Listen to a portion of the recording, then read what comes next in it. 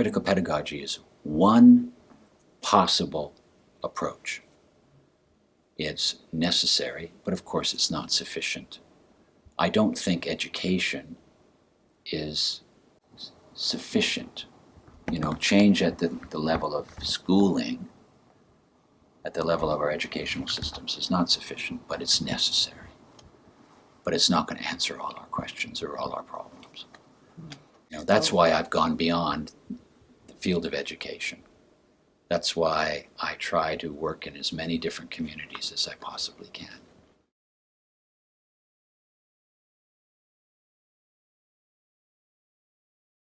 I think the issue, too, of non-human animals is an important one that gets neglected.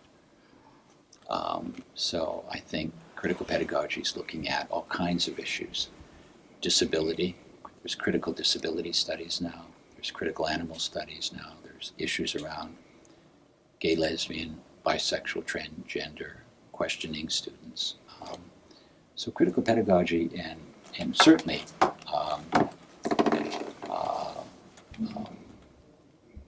intercultural education is also a very important component. So I see all of these as falling under the umbrella of critical pedagogy, critical race theory.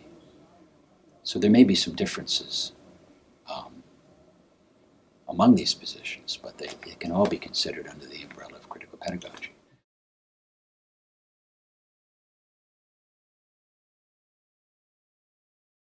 I've coined a phrase and developed an idea called the pedagogy of commitment.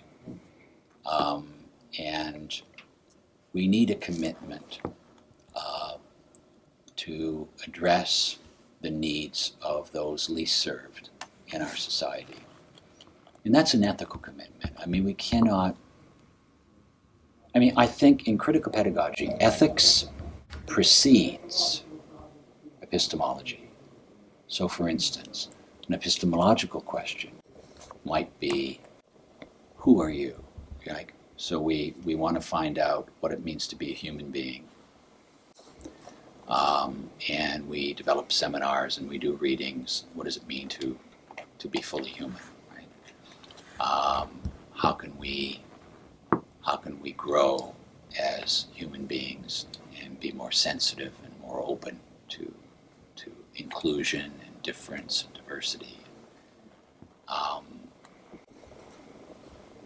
Those are epistemological questions, but I think the question that takes precedence is the question, where do you stand? How do you locate yourself? The question of your own positionality, right?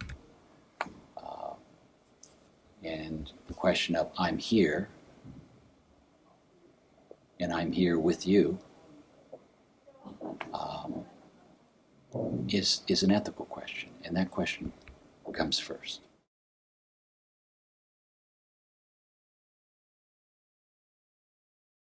We need counter-discourses.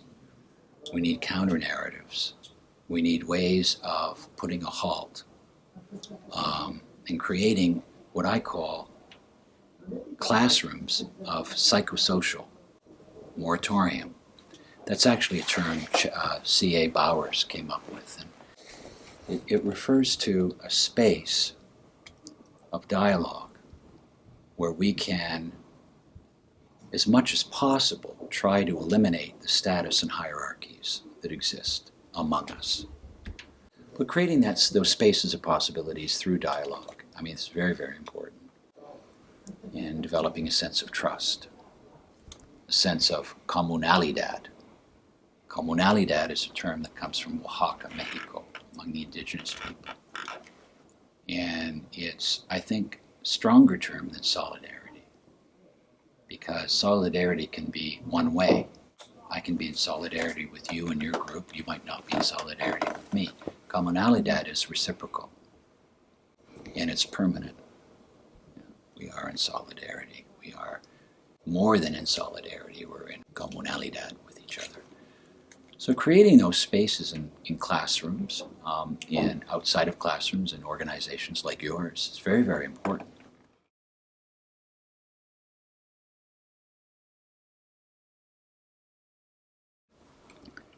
And so I think it's important to recognize that being critically conscious in the Freiren sense, he talks about moving from naive consciousness to critical consciousness.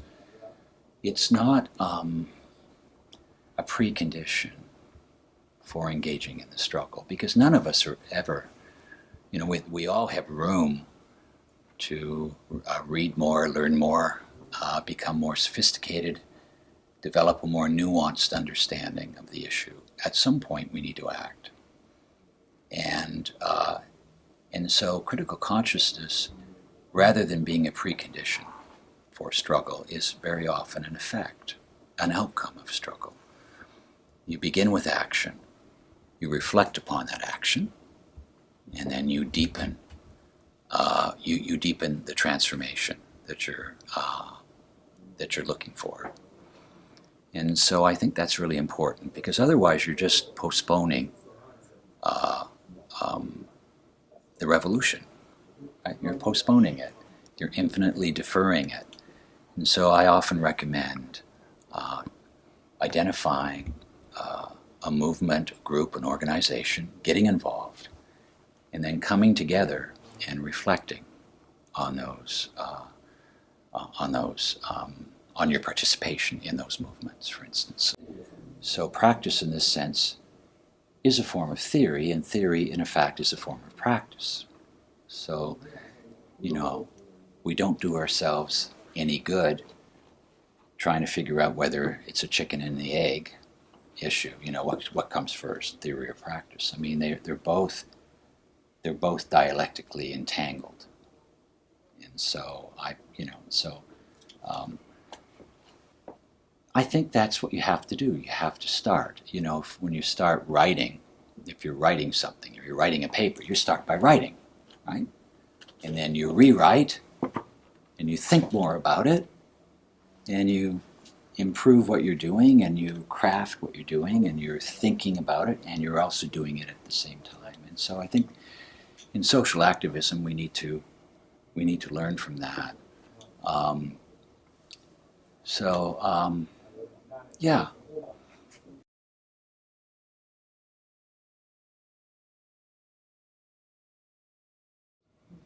And so I appreciate, for instance, colleagues of mine that work within the system. They're doing things that I don't have the patience to do.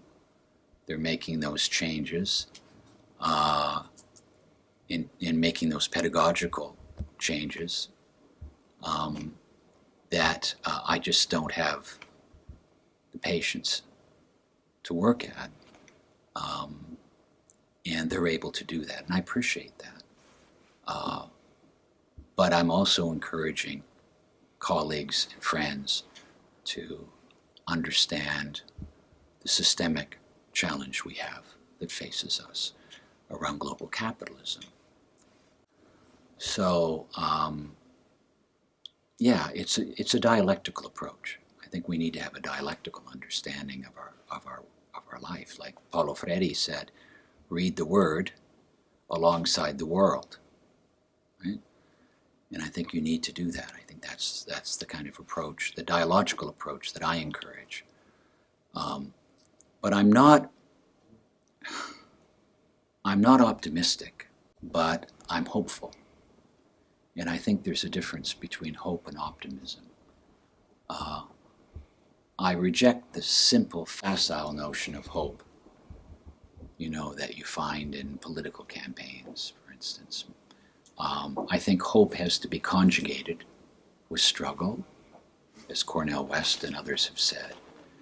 And I think that we need to live in existentially without guarantees. Right? We don't know whether our struggles are going to pay off. We don't really know what the outcome is going to be. But for me, we have a preferential obligation to the poor, to the oppressed, to the voiceless. To be voiceless is to be powerless. So for me, it's not a question of giving voice to others, because they can give voice to themselves, but it's creating the context for people to find their own voices themselves, to find their own sense of agency, so that they can become participants in history rather than the casualties of history. Right?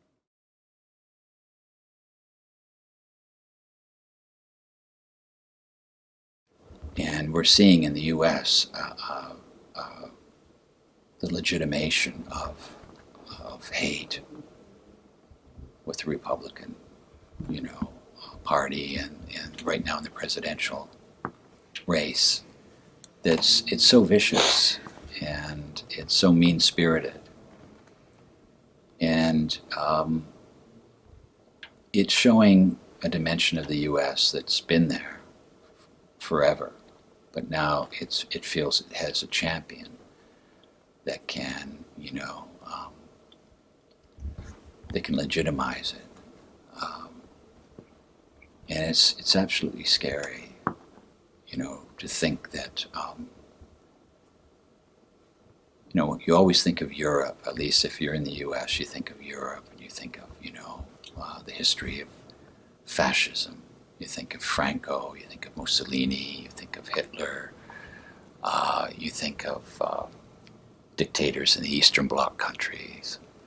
And then you realize that it could be here. And if it's here, and if it comes to the U.S., it'll come under the banner of democracy. I mean, fascism will come under the banner of democracy and freedom, and or a kind of, a form of nostalgia for the past that's absolutely dangerous, that misunderstands, the movement of history to begin with. And when you have the most powerful military that the world has ever seen or could ever even imagine at the disposal of that fascism, that's really scary.